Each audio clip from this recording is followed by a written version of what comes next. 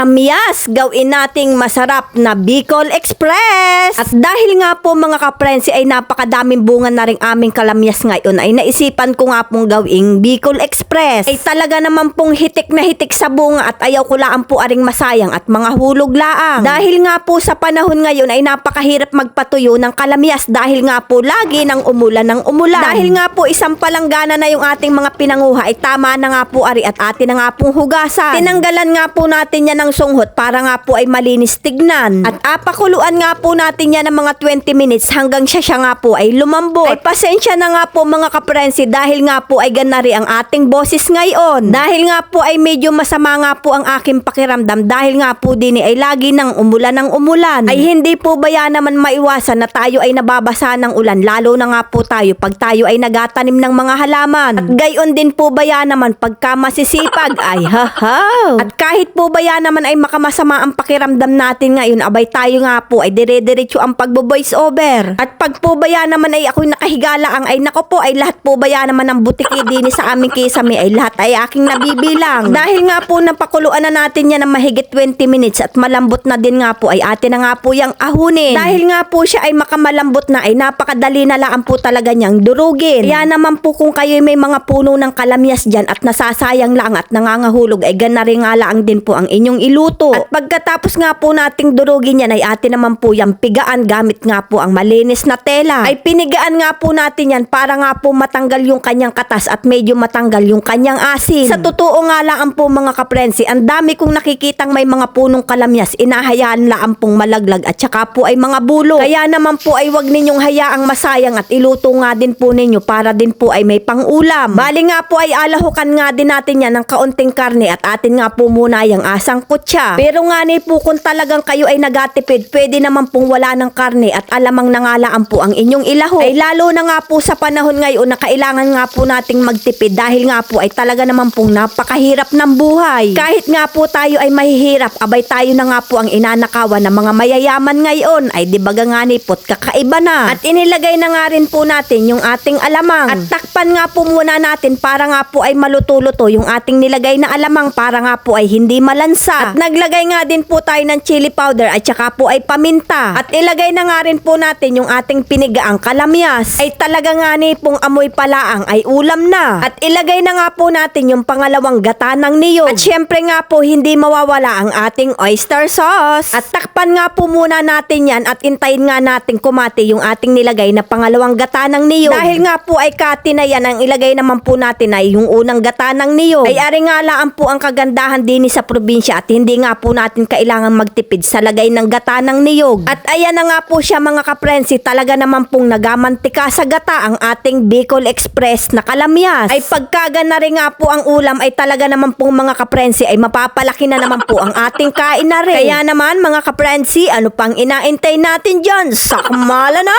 At dahil nga po siya ay kalamyas, medyo may matitikman pa rin po tayong kaunting asim na laan. At pagkaga na rin nga po ang ulam ay talaga naman pong nakakaganang kumain lalo na nga po at makamaanghang. Kaya naman mga kaprensi, kung naibigan nyo nga po ang video yung are, palike and share na lang po. Maraming salamat!